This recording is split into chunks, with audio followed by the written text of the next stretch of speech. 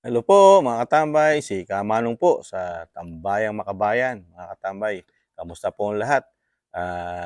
Ito po, meron po tayong bagong komentuhan.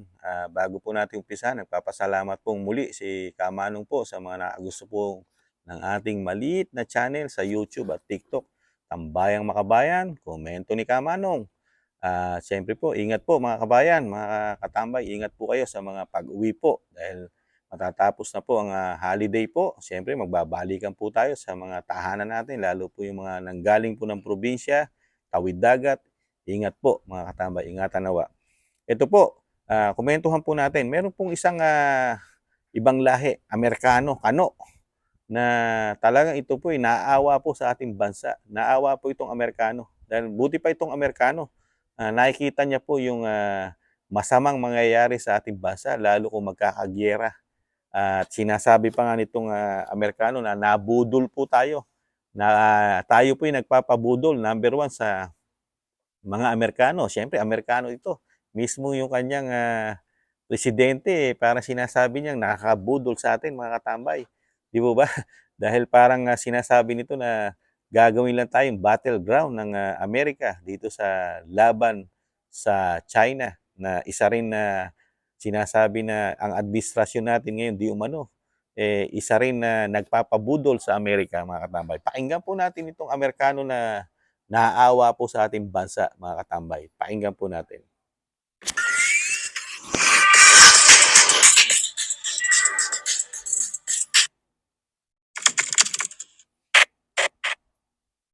Don't reply to my video about the Philippines being a battleground for World War III between the United States and China with the saying that the Philippines are not afraid of China.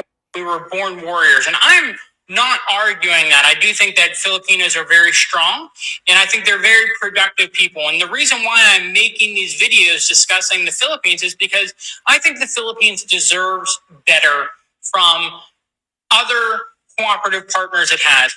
The United States obviously does not care overly much about the Philippines. At one point in time, while the United States was the master of the Philippines was richer than South Korea. Now look at the Philippines, given all that America has done. Is America truly your friend? Are they benefiting you? Do they benefit any countries? Look at Japan with the Plaza Accords. Look at Germany with the likely American bombing of the Nord Stream pipelines because the president of the United States said they were going to destroy the Nord Stream pipelines. That was destroying Germany's energy infrastructure. Philippines and the Filipinos in the Philippines are very productive, hardworking, strong people, and they deserve better than how they've been treated by the United States. Philippines should be a major trade hub in the world. They should be very prosperous given how hard Filipinos work. And so, yes, Filipinos are warriors, but you're being pointed in the direction of fighting China when there is no need to fight China. China just wants to have open seas so it can be a trade power. And the United States is trying to block in China. Look at where United States bases are. It's all along the coast of China. South Korea, Japan, Philippines, Taiwan. Okay? United States is pointing guns at China and using countries like the Philippines to threaten China. China is not your enemy. They just want to have open sea. They are very afraid that Philippines is going to help the United States to block off China from trading with other countries. And so, no, it's not that I disagree here. I certainly do think that Filipinos are born very strong. They're very productive people. And that's why I'm making these videos, because Filipinos deserve better. Wow, I have so much to say. Yan po mga katambay, isang Amerikano po. Talagang sinasabi niya kung ang una mga Pilipino deserve, di ba? Progratibo, di ba? Saka masisipag, di po ba? Saka malikhain. At isa pa ang Pilipinas hindi pa nga tayo, binasi pa nga tayo sa Japan, Korea, Germany, di ba? Yung mga panahon na, mas mayaman pa nga tayo sa Pilipinas sa mga panahon na yon, di ba? Pero lahat tayo dinigma rin nila ang Japan, di ba? Tinulungan nila sa digmaan ng Korea, di ba? At dinigma rin nila ang Germany. Pero ngayon, di ba?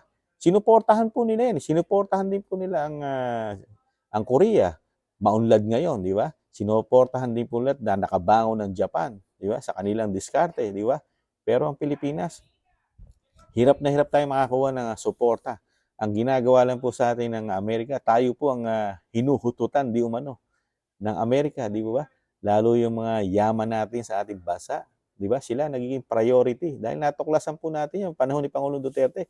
Lahat ng mga magagandang klase ng ating bansa, sila ang priority, di ba? Sila ang umaangkat sa napakababang halaga na lalo po yung mapaggawa ng tsokolate, mga kakao, di ba? Sila po. Kaya ano ginawa ni Pangulong Duterte? Inopen niya sa lahat. Kung sino mataas ang bidding na kukuha ng mga produkto ng Pilipinas, doon ibibigay ng pamahalaan, di ba? Dahil matagal tayong kinukontrol ng Amerika. Ngayon, kinukontrol pa rin tayo ng Amerika na hindi nakikita ng ating pamahalaan ngayon, di ba? Dahil ang sinasabi din itong Amerikano, di ba? Hindi natin kaaway ang China, di ba? Dahil itong South China Sea, ito po karagatan at navigation po ito na ekonomiya, number one, di ba? Diyan po nagdadaan at nagpa-function po ang ekonomiya po, lalo sa Asia, di ba? At ang gusto lang po ng Amerika ay makontrol po ang lahat, pati po ang Asia. Kaya po hinay-hinay po tayo mga katambay. Mismo mga sumasaliksik at nananalisiksik. Hirap na hirap tayo sa Tagalog mga katambay. mga expert po na mga ibang lahi. Nakikita po nila yung mangyayari sa ating bansa. Kung tayo po ay digmaan at susunod tayo at magiging battleground tayo ng Amerika, kawawa po tayo. Wala po tayong kalaban-laban talaga. Kaya po nakakalungkot po na ang ating pamahalaan ngayon hindi yata tinitingnan na mabuti kung ano talaga ang pakay ng Amerika sa atin ngayon. Dahil ngayon po sila naging agresibo sa China. Samantalang noong panahon ni Pangulong Duterte, never sila naging agresibo at tayo itulak na makipaglaban sa China, di ba? At hindi tinutulak ng Amerika ngayon na tayo makipag-usap at kausapin natin ang China dahil para makabuo tayo ng konkreto at mapayapang usapin na hindi na mahantong sa giyera. Pero ngayon po, ang dinadaan po sa atin ng Amerika, nilagyan po tayo ng naparaming base nila. Halos nakakalat na po lalagpas na po sa 10 ang base militar nila sa ating bansa. Gaano karami yon?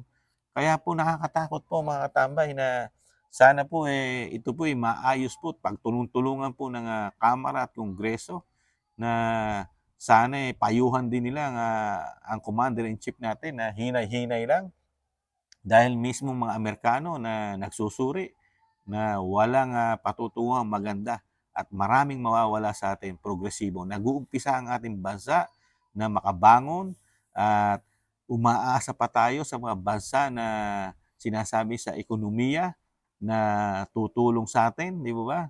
At ang Pangulo travel pa ng travel para makahingayat din ng mga mamumuhunan sa atin. Pero sa kabila may nakaambas siyang plano na siya handa rin makipagyera sa China. Di ba mga tambay? Nakakalungkot lang. Di ba? Samantala yung mga ibang lahi na hindi natin kalahi, nakikita yung problema na dadanasin natin kung tayo isusunod sa plano ng Amerika. Di ba? Dahil ang China, never nating kaaway ang China sa digmaan, di ba? At kung may usapin dyan sa karagatan, yan po dapat pakinabangan ng lahat, lalo po ng Pilipinas. Nandun na po tayo. Kaya lang nagiging agresibo sa tingin ni Kamano ang China dahil hindi tayo nakikipag-usap. Hindi katulad ng panahon ni dating Pangulong Duterte, hindi sila agresibo dahil nakikipag-usap si Pangulong Duterte. Laging bumubuo ng plano dahil bilang kapitbahay, kausapin mo yung kapitbahay mo lalo kung mayaman pa. Napakayaman ng kapitbahay mo. Dahil sa ekonomiya, tumutulong sa iyan. Dahil una-una nga, di ba, napakalaki na ang inaangkat natin sa China napakalaki. Pero inaangkat natin sa kanila, kakaunti ang inaangkat nila.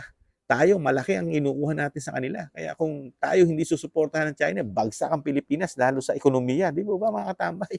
Ganon din ang Amerika Pag hindi sinuportahan ng China ang Amerika, babagsak din sa ekonomiya ang Amerika, mga katambay.